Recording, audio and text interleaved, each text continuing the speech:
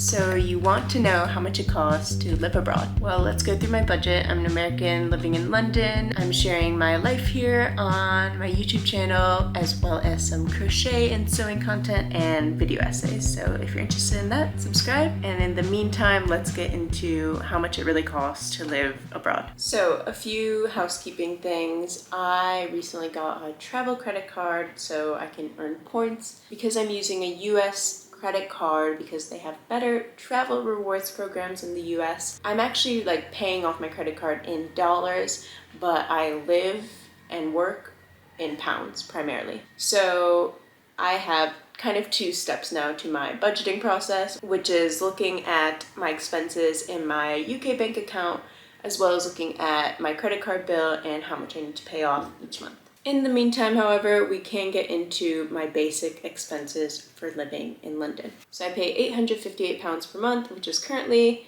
a little bit over $1,086 a month. For reference, I live in a somewhat central area in London. I live with two other people, so we have a 3-bedroom flat, a living room, which is important to note because a lot of flats in major cities like London will convert the living room into another bedroom. And we have 1 bathroom and a fully equipped kitchen, no dishwasher. We also all have double bedrooms, and the bedrooms are all pretty much the same size. We also have 3 storage cupboards. So I know some people would want to know these things because just saying the price of your rent isn't enough. I think this is a really good price for this area. Obviously, I wish it was cheaper, but I also think it's a good price for what we do have and based on the current renting situation in London. And bills typically come to about 80 or 100 pounds a month. 100 is more likely in like the depths of winter when we're using heat more often. 80 pounds is 100 US dollars, and 100 pounds is about $127. So let's get into the rest of the video. Let's continue, shall we? So I was going to be showing you the most recent month that I'm doing my budget for, which is July, but quickly realized that I went on quite a few travels in July, so I wasn't actually in London for a lot of the month, and I just think if this is like how much it costs to live abroad, that I should show you that as opposed to showing you a month where I had quite a few holidays. Or not like one holiday and then visiting my sister who lives in Madrid. And I'm going to break down for you how much I spent on each of my categories. I already told you what was in my needs and wants, but here's what I spent within that. Okay, bear with me. I was talking nonsense here. What I spent on needs, aside from rent this month, was equal to $726.37. The exact amount in pounds was £575 and 14 pence. And for my wants, I spent £327 and 65 pence. I would say this was a pretty good month in terms of like keeping my spending in check and still having a social life. I was able to save less than 20%. 20% is my goal of saving each month. I was able to save exactly 17.43%. And when it comes to my savings, I put them into a savings account that has a pretty high interest rate, or at least the highest I could find, especially as a non-UK citizen in the UK. However, I do want to start. I also have a Roth IRA in the States, which I haven't been contributing to, which is really horrible, but I need to start contributing to that again and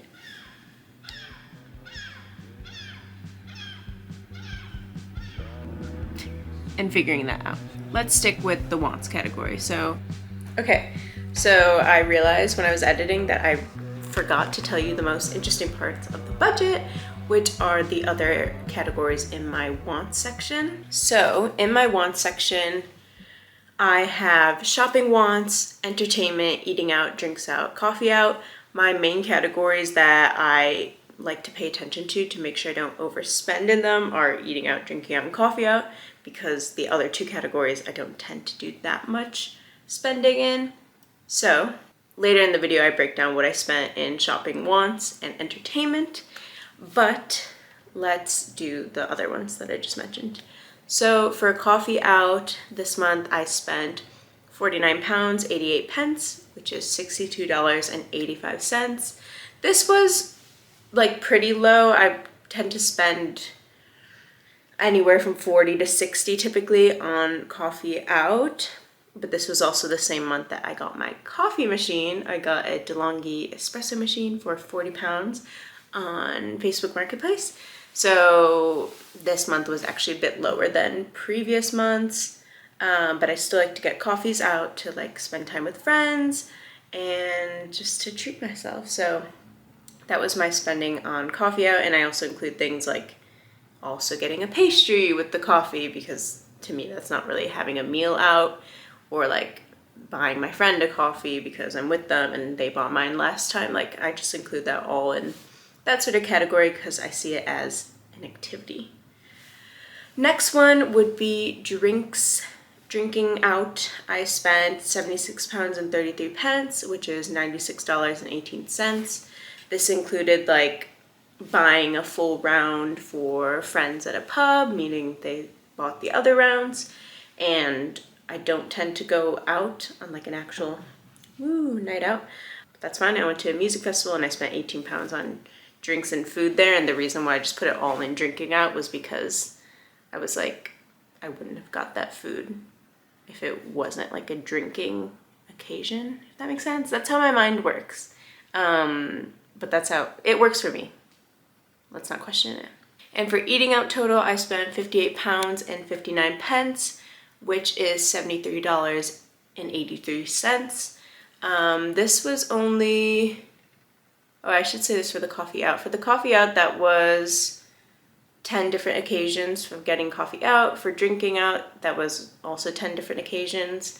And for eating out, I ate out 6 times that month. So that's it for those main categories. I would say it was like decent. Yeah, okay, that's it for that.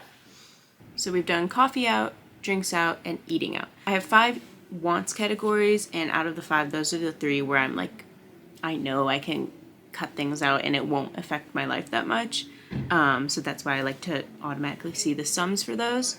But for fun, we'll just sum the other ones. So entertainment, I actually spent nothing on entertainment. Typically, you know, I might get like 2 things. So the month prior to that, I got tickets for a play. In February for entertainment, I paid for a newspaper subscription and went to a comedy club. In June, I got tickets to see a castle in Bucharest. So typically I have 1 or 2 things in the entertainment category. For May, for whatever reason, I didn't have anything. That leaves us with shopping. I bought 3 things in May, which were a 3-pack of some basics and a t-shirt, which I ended up returning, so I got the refund the next month. Oh, and then I reordered it because I had returned it, and then I returned like half of that order again because I still didn't like the quality of the t-shirt. And then I went to TK Maxx and got some really beautiful pots for making baked oats for a single serving, and they're stunning. They're made in Italy. They're like terracotta pots, and that was well worth it. So now that I'm actually quite proud of this, but my sum for shopping wants that month was, okay, so I ended up finding the refunds for real this time. I just recorded this. And I spent on shopping wants in that month 40 pounds and 31 pence, which is $50.77. So not that much shopping that month. I don't tend to shop a lot. When I do, I shop at charity shops or thrift shops or Depop, but that's not to say that I don't like to buy myself some new, fresh basics, which is what I did that month, as well as something for cooking. So now we're done with the wants categories, and now I'll tell you about the needs categories. So bills and house stuff this month, which includes anything we need to stock up on, like toilet paper, detergent, dish soap, our bills that we are all in charge of different bills, was 129 pounds and 77 pence. On transportation this month, I spent 167 pounds and 33 pence, which is $210.75. So this is all my spending on the tube and the bus. It's not really that much. Oh, this also includes 1 flight that I bought, It includes a regional train in France. It includes another regional train to France. And the rest is just normal like tube and bus spending in London. So if we take out the regional trains and the flight, we're left with around like maybe £90 for transportation just within London that month. Keep in mind that I thankfully get to work from home. I do have an office available to me, but I'm not required to go in, so because of that amazing reason, I don't spend a lot on transportation and I get to walk a lot of places due to where I live.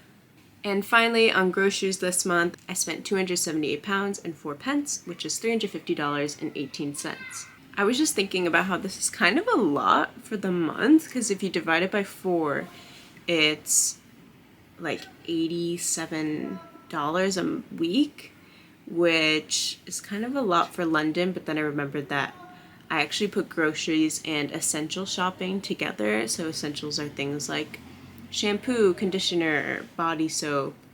I even include things like a gift for like family or friends for like their birthdays. That's not shopping because I wanted to. Thankfully, I have enough money to be able to get gifts for people for special occasions and count it as a necessity, because for me, my whole point in putting things into needs and wants categories is to identify what I can like easily cut down on to reduce my spending. And I'm in a financial situation where I don't necessarily think I have to cut down on, getting a gift for my best friend's birthday, for example. So, and it's not like I'm getting extravagant gifts or anything like that. So I include like essential gifts in my essential shopping, which is included with my groceries, because I don't think I necessarily spend a lot on groceries. I tend to buy mostly produce. When I stock up on like peanut butter, coffee, oil, those things obviously cost more, but typically I'm not spending that much. I'm looking at my largest spendings. Yeah, like when I stocked up on peanut butter, I went to like a cheaper grocery store, and then in the same trip got peanut butter from the store where I get my peanut butter, and I spent £15.45 because the peanut butter is like a big tub, a big like 1 liter tub, and it costs like £10. But well worth it, and it always lasts me sometimes more than a month. I eat a lot of peanut butter.